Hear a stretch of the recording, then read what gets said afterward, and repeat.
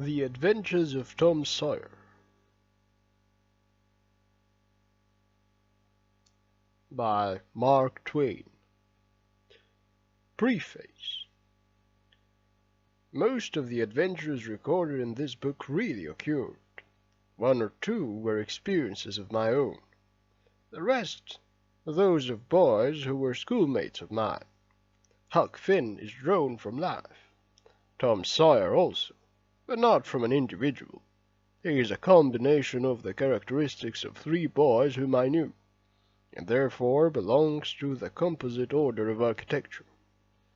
The old superstitious touch upon were all prevalent among children and slaves in the West, at the period of this story, that is to say 30 or 40 years ago. Although my book is intended mainly for the entertainment of boys and girls, I hope it will not be shunned by men and women on that account, for part of my plan has been to try to pleasantly remind adults of what they once were themselves, and of how they felt and thought and talked, and what queer enterprises they sometimes engaged in. The Author, Hartford, 1876. First chapter. Tom! No answer. Tom! No answer. What's gone with that boy, I wonder? You, Tom! No answer.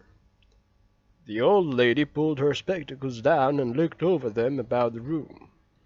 Then she put them up and looked out under them. She seldom or never looked through them for so small a thing as a boy. They were her state pair, the pride of her heart, and were built for style, not service. She could have seen through a pair of stove lids just as well.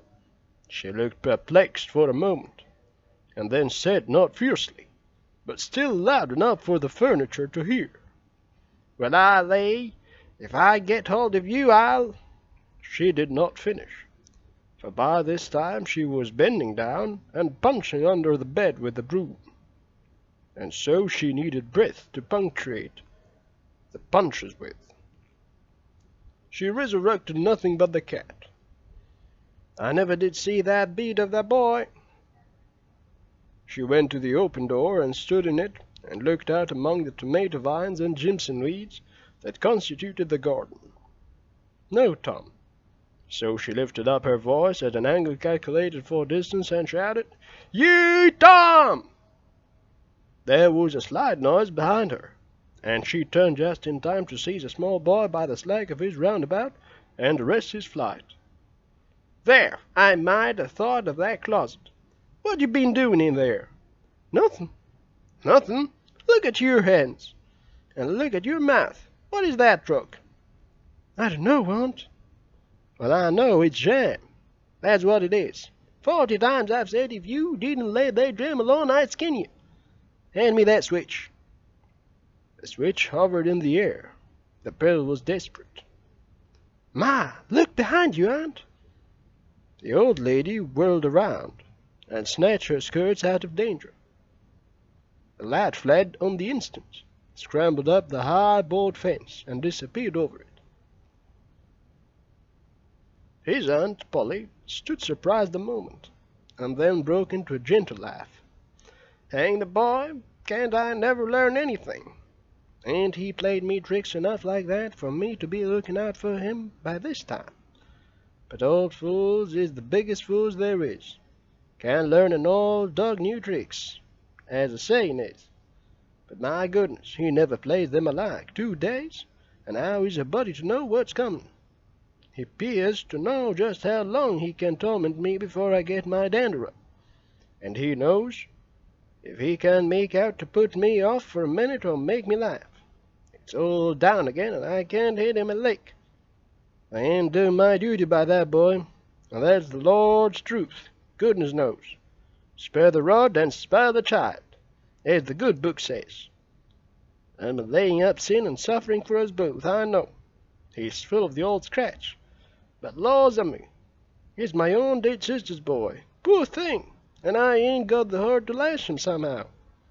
Every time I let him off, my conscience does hurt me so."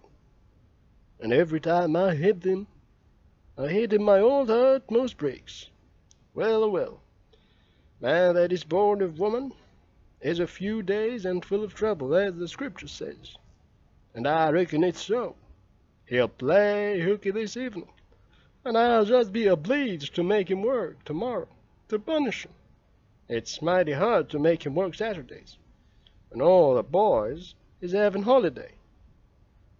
But he hates work more than he hates anything else, and I've got to do some of my duty by him, or I'll be the ruination of the child.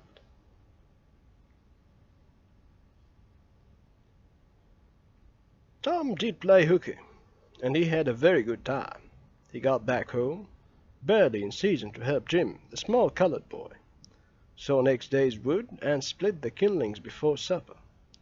At least, he was there in time to tell his adventures to Jim, while Jim did 3/4 of the work.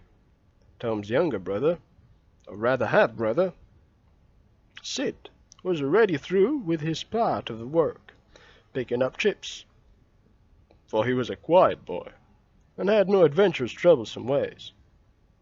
While Tom was eating his supper, and stealing sugar as opportunity offered, Aunt Polly asked him questions that were full of guile, and very deep, for she wanted to trap him into damaging revealments.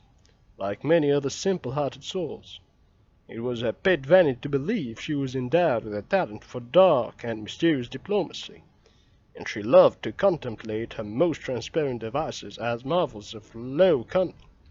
Said she, "Tom, it was middling warm in school, warn't it?" "Yes, ma'am." "Powerful warm, warn't it?" "Yes, ma'am." "Didn't you want to go in a-swimming, Tom?" A bit of a scare shot through Tom, a touch of uncomfortable suspicion. He searched Aunt Polly's face, but it told him nothing, so he said, "No, well, not very much." The old lady reached out her hand and felt Tom's shirt and said, "But you ain't too warm now, though," and it flattered her to reflect that she had discovered that the shirt was dry without anybody knowing. That was what she had in her mind. But in spite of her, Tom knew where the wind lay now, so he forestalled what might be the next move. "Some of us bumped on our heads. Mine's damp yet, see?" Aunt Polly was vexed to think she had overlooked that bit of circumstantial evidence, and missed a trick, when she had a new inspiration. "Tom, you didn't have to undo your shirt collar where I sewed it, to bump on your head, did you? Unbutton your jacket." The trouble vanished out of Tom's face. He opened his jacket. His shirt collar was securely sewed. "Bother! Well, go along with you. I'd make sure you'd play hooky and been a-swimming, but I forgive you, Tom. I reckon you're kind of a singed cat, as the saying is. Better'n you look this time." She was half sorry her sagacity had miscarried, and half glad that Tom had stumbled into obedient conduct for once.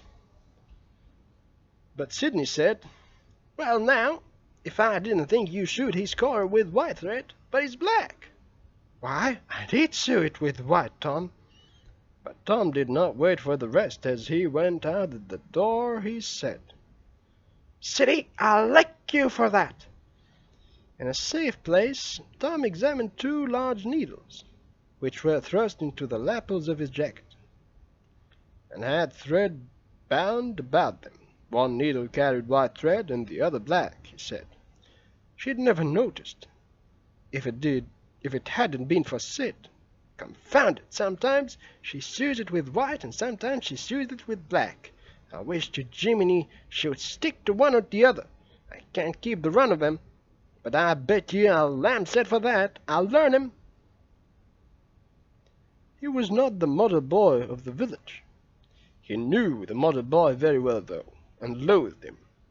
Within 2 minutes, or even less, he had forgotten all his troubles, not because his troubles were one whit less heavy and bitter to him than a man's are to a man, but because a new, powerful interest bore them down and drove them out of his mind for the time, just as men's misfortunes are forgotten in the excitement of new enterprises.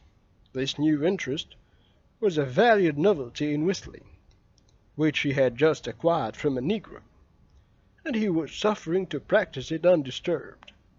It consisted in a peculiar bird-like turn, a sort of liquid warble, produced by touching the tongue to the roof of the mouth at short intervals in the midst of the music.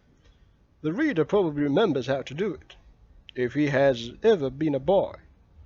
Diligence and attention soon gave him the knack of it, and he strode down the street with his mouth full of harmony and his soul full of gratitude. He felt much as an astronomer feels who has discovered a new planet, no doubt, as far as strong, deep, unalloyed pleasure is concerned. The advantage was with the boy, not the astronomer. The summer evenings were long. It was not dark yet. Presently Tom checked his whistle. A stranger was before him, a boy, a shade larger than himself. A newcomer of any age or either sex was an impressive curiosity in the poor little shabby village of St. Petersburg. This boy was well dressed, too, well dressed on a weekday. This was simply astounding. His cap was a dainty thing. His close-buttoned blue cloth roundabout was new and natty, and so were his pantaloons. He had shoes on, and it was only Friday. He even wore a necktie, a bright bit of ribbon. He had a citified air about him that ate into Tom's vitals. The more Tom stared at the splendid marvel, the higher he turned up his nose at his finery, and the shabbier and shabbier his own outfit seemed to him to grow. Neither boy spoke. If one moved, the other moved, but only sideways, in a circle. They kept face to face and eye to eye all the time. Finally Tom said, "I can lick you. I'd like to see you try." "Well, I can do it." "No, you can't either." "Yes, I can." "No, you can't." "I can." "No, you can't." Can't. An uncomfortable pause. Then Tom said, "What's your name?" "'Tisn't any of your business, maybe." "Well, I'll make it my business." "Well, why don't you?" "If you say much, I will." Much. There now." "Oh, you think you're mighty smart, don't you? I could lick you with one hand tied behind me, if I wanted to." "Well, why don't you do it? You say you can do it." "Well, I will, if you fool with me." "Oh, yes, I've seen whole families in the same fix." "Smarty, you think you are some, now, don't you?" "Oh, what a hat!" "You can lump that hat if you don't like it. I dare you to knock it off, and anybody that'll take a dare will suck eggs." "You're a liar." "You're another. You're a fighting liar, and doesn't take it up." "Oh, take a walk." "Say, if you give me much more of your ass, I'll take and bounce a rock off in your head." "Oh, of course you will." "Well, I will." "Well, why don't you do it then?" "What do you keep saying you will for? Why don't you do it?" "It's because you're afraid." "I ain't afraid." "You are." "I ain't." "You are." Another pause, and more eyeing and sidling around each other. Presently they were shoulder to shoulder. Tom said, "Get away from here." "Go away yourself." "I won't." "I won't either."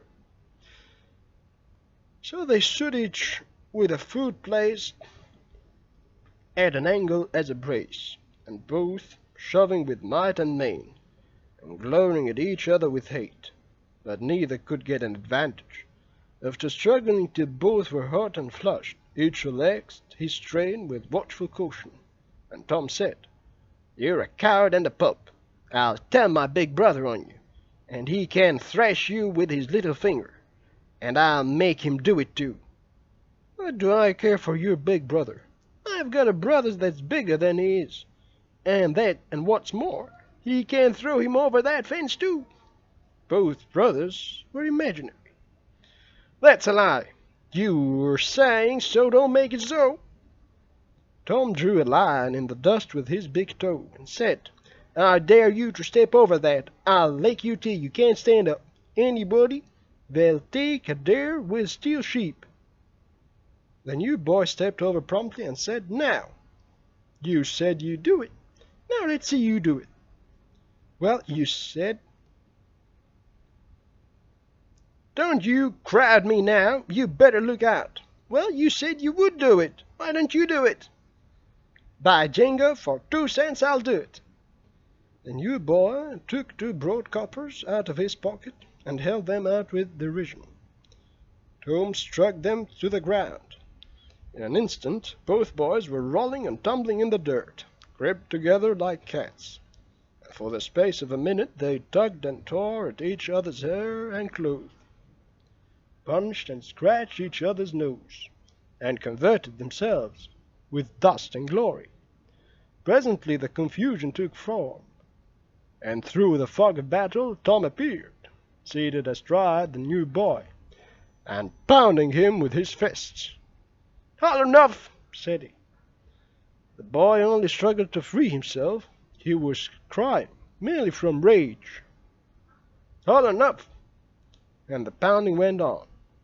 At last the stranger got out a smothered "nuff," and Tom led him up and said, "Now, let's learn you. Better look out who you're fooling with next time."